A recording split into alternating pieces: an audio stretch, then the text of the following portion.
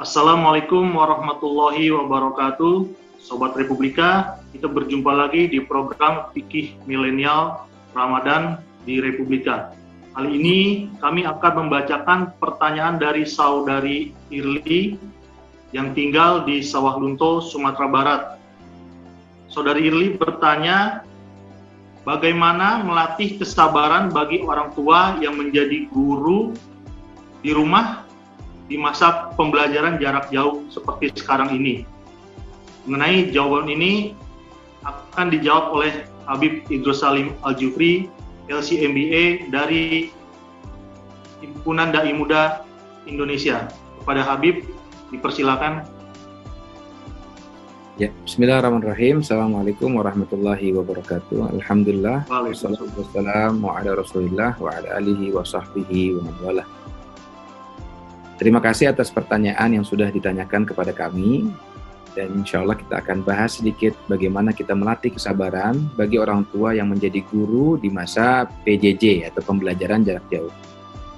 Oke, saya ingin memberikan pemahaman sedikit tentang bagaimana kita ya sebagai orang tua terhadap anak kita. Apa sih kewajiban orang tua terhadap anaknya? Pertama, kewajiban orang tua kepada anaknya adalah memberikan nama yang baik bagi anaknya. Jadi ada sebagian orang yang tidak memberikan nama yang baik bagi anaknya, maka ini tidak termasuk daripada kewajiban atau hak daripada anak tersebut, dan anak tersebut bisa menggugat nanti orang tua di akhirat kelak karena anaknya atau dia tidak diberi nama dengan baik. Kemudian memberikan contoh dan juga pembelajaran yang baik di rumah ataupun di luar rumah. Ini adalah kewajiban orang tua bagi anaknya. Jadi kalau ada orang tua yang mengatakan anaknya tidak soleh, nggak ngaji, nggak ini, maka perhatikan dirinya sendiri, apakah dia sudah melakukan hal tersebut atau tidak, atau belum. Kalau sudah melakukan tapi masih seperti itu, maka harus mencari jalan lain untuk bagaimana kemudian anaknya menjadi jauh lebih baik. Jadi pahami itu dulu. Kemudian memberikan nafkah buat anak-anaknya, memberikan pakaian, memberikan rumah ataupun naungan ya bagi anak-anaknya. Kemudian mendidik, otomatis ya mendidik anaknya, memberikan contoh mendidik anaknya. Kemudian yang terakhir adalah menikahkan anak tersebut dengan calon ataupun laki atau perempuan yang didapati adalah seorang yang soleh ataupun soleha. Ini adalah satu kewajiban orang tua terhadap anaknya. Kemudian bagaimana sih sabar secara umum? Ya, bagaimana kemudian pahala sabar? Ya. Watawasau bil haqqi watawasau bis sabr. Kita diminta untuk berwasiat kepada hal yang bersifat yang benar ataupun juga yang tentang kesabaran. Kita diminta untuk melatih dan juga mengingatkan orang lain untuk bersabar terhadap apapun juga. Sabar secara umum adalah sifat yang terpuji, baik, dan juga sangat sangat baik untuk kita ya secara mental ataupun fisik.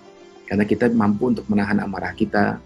Ya, dan juga ketika kita sabar, maka ada banyak pahala yang kemudian didapatkan oleh kita.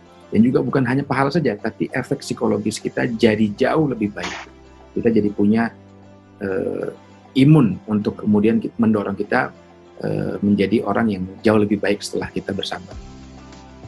Oke, bagaimana sih cara melatih kesabaran? Kadang, ini mohon maaf, ya, kadang-kadang kita merawat, mendidik anak, apalagi masa pembelajaran jarak jauh, itu butuh bergunung-gunung kesabaran. Dari pagi sampai malam ya, kita harus melihat anak-anak kita yang mungkin ngajinya masih belum lancar, kita coba untuk lancarkan pada malam harinya. Kadang ada naik darahnya sedikit ya, kadang kita marah, kadang kita meluapkan ketidaksabaran kita untuk mendapatkan hasil kepada anak kita. Padahal anak adalah sebuah titipan dari Allah Subhanahu wa taala. Kita harus jaga dengan baik. Justru menurut saya, pembelajaran jarak jauh adalah bukti bahwasannya kita diberikan kesempatan oleh Allah Subhanahu wa taala untuk bisa mendidik anak kita menjadi orang yang lebih baik, dan untuk diri kita, mendidik diri kita menjadi seorang yang lebih baik lagi. Jadi bukan hanya mendidik anak, tapi juga mendidik diri kita juga. Kenapa mendidik diri kita juga? Karena di situ Allah Subhanahu wa taala memberikan takdir buruknya Allah berujung kepada kebaikan. Ini adalah bukti bahwa takdir buruknya Allah berujung kepada kebaikan. Kenapa? Saat pandemi harusnya anak tersebut di sekolah, tapi ternyata di rumah. Nah, konsekuensinya adalah kita harus mengajarkan kepada mereka. Dan konsekuensi dari pembelajaran adalah butuh kesabaran yang tinggi. Ingat, ya, ketika emosi sudah memuncak, kepala serasa mau pecah, ya, dada terasa sesak misalnya, saat itu kita butuh kejernihan pikiran, sehingga bukan amarah yang menguasai kita. Jadi jangan sampai kemudian timbul hal-hal yang negatif. Dan di saat seperti itulah, mestinya kita merenungkan tentang sebuah hadis yang diceritakan oleh Rasulullah SAW. Ajaban li amril mu'min, inna amrahu kulluhu khair, wa laysa dhaka li ahadin illa lil mu'min. In asabathu sarran syakar, fa kana khairan lahu, wa in asabathu darran sabar, fa kana khairan lahu. Menakjubkan urusan seorang mukmin. Sesungguhnya semua urusannya adalah baik untuknya, dan hal itu tidak ada kecuali pada diri seorang mukmin. Apabila dia mendapatkan kesenangan, maka dia pun bersyukur karena ada hal kebaikan untuk dia. Apabila dia tertimpa kesulitan, maka dia pun bersabar karena hal tersebut merupakan kebaikan untuknya. Jadi anak itu adalah ujian bagi orang tuanya.